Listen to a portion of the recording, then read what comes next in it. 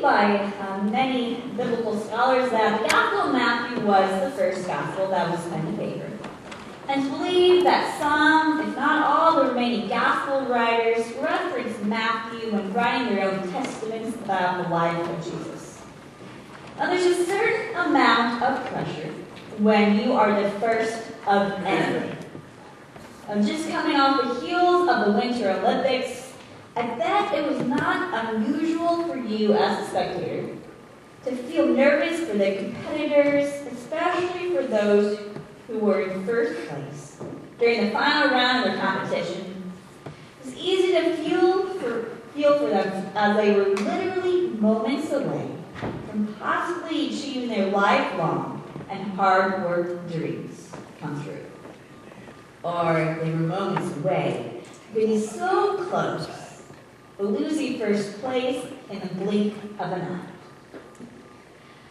Whenever you are the first in something, you set a precedence, whether it's right or wrong, for all those who seek to follow behind you and who might want to eventually pass you up and set a new standard themselves. Not only was the Gospel of Matthew the first and set the path for the other Gospels, Jesus was the first and set pretty high standards for all who will seek to follow God in the ways that He has. Our scripture for today, this first Sunday of Lent, I love Lent, comes from the 14th chapter of Matthew. At this point in Jesus' life, He's in the midst of His public ministry, and more people are catching wind of this Jesus who heals and teaches, who intentionally and actively defies the societal expectations of His day. Our scripture occurs after the well-known story of Jesus feeding the 5,000 with minimal bread and fish. But as always, somehow, in some way, Jesus gets the impossible done. Oh, and His disciples help too. After that miraculous experience, Jesus sends His disciples to go ahead of Him on a boat, and He'll catch up with them later. We can't be certain why Jesus separated Himself from His disciples. Maybe He wanted them just to lead the way and go ahead on their next mission. Perhaps after once again witnessing His friends not really getting it and living into what He was doing, Jesus just needed some time to breathe and relax. Jesus just needed some time to be away from them so that He could focus and center Himself once again. Possibly, Jesus simply needed time to be alone with God, to pray by Himself without any distractions. Regardless of the motivation, Jesus chooses to temporarily distance Himself from His disciples. And during His alone time on top of a mountain, Jesus was with God for a good long while. By the time evening came that day, the boat the disciples were on was swaying and the waves were rough. And we're told that Jesus comes to His disciples not on a different boat, but instead He decides to, to walk on top of the water. Now in the midst of the boat rocking about, the disciples see Jesus, and they were scared, obviously, and they said, "It's a ghost." Yep, you know what? That's probably what I would have said too. Because logically, how else could you explain what they saw? People don't walk on water. They just don't. In fact, they do the opposite they see. Physics and gravity, they play a heavy hand in those actions.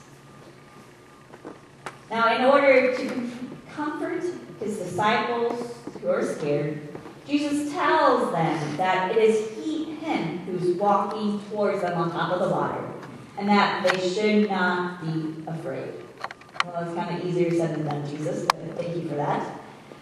Perhaps out of doubt that it really was Jesus, or because He was confident that it was Jesus who He saw, Peter asks that if it is truly Jesus whom he sees, then he needs to ask him, Peter, to come out on that same water.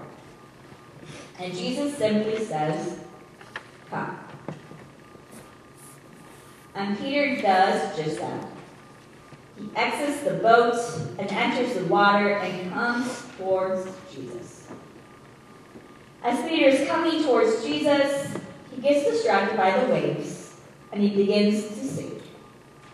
It's gravity and physics working on him. He gets yanked out. So Peter obviously starts to freak out as he is sinking into the water, and Peter yells at Jesus, "Save me, save me." And without hesitation, Jesus saves Peter by reaching out to grab Peter's hand, and he catches him. And Jesus retorts, "You of little faith, why do you doubt?" When Peter and Jesus make their way inside the boat, the wind, it stops. And those who are on the boat are convinced that truly Jesus is the Son of God. I'm sure that you've heard the scripture preached several times, usually from the perspective of Peter.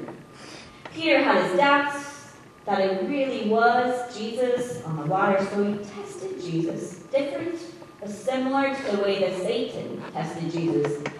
In his 40-day wilderness experience, Peter tested Jesus by asking Jesus that if it really was him, to tell him to come. It's interesting that Jesus obliges Peter's request if it was an actual test, because the other times that Jesus was tested, he failed to respond to the demands that were asked of him.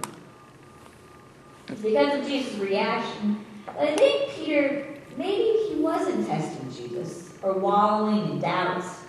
Instead, maybe Peter wanted to be with Jesus. And the only way he could was to walk on top of the water to get to him. Perhaps Peter longed to be with Jesus so much that he just couldn't wait until Jesus got to the boat. So Peter was willing to put himself in danger because it was worth it to share the same space with his Savior. Being the caring and comforting person Jesus was, when Peter falters and cries for help, Jesus responds. And also being the Jesus who he is, he also reminds Peter to get it together. Because they've got important work to do, so Peter needs to stay by his side. The Sundays during Lent, our sermons will concentrate on some of the commands of Jesus. There are many. Today, as you might expect, by reading your bulletin or the scripture, Jesus' command is, be not afraid. Don't be afraid. Well, once again, that's easier said than done. Jesus, thanks for that. Jesus has a way of doing that, of saying and doing things that you would think are easy, but are so much harder to actually achieve.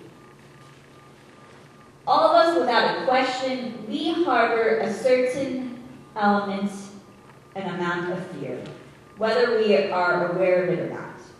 When we were younger, we feared being away from our parents. Ben's in that phase right now. Growing up, and still today, we wonder whether others will like us. We fear if we will be successful at school, in our career, as a parent, a spouse, or in any other relationship. We wonder if our life has purpose and will leave a lasting legacy for future generations. We wonder if what we are doing matters, if it really, really, really matters. We have a healthy amount of fear when it comes to driving, hoping that other drivers will adhere to traffic laws. And when sniffing and on its way to being sour gallon of milk, but deciding to make a conscious decision to drink it anyway. Now, there are a variety of different fears that we experience on a daily basis, and often they go unnoticed. The reason that Jesus tells his disciples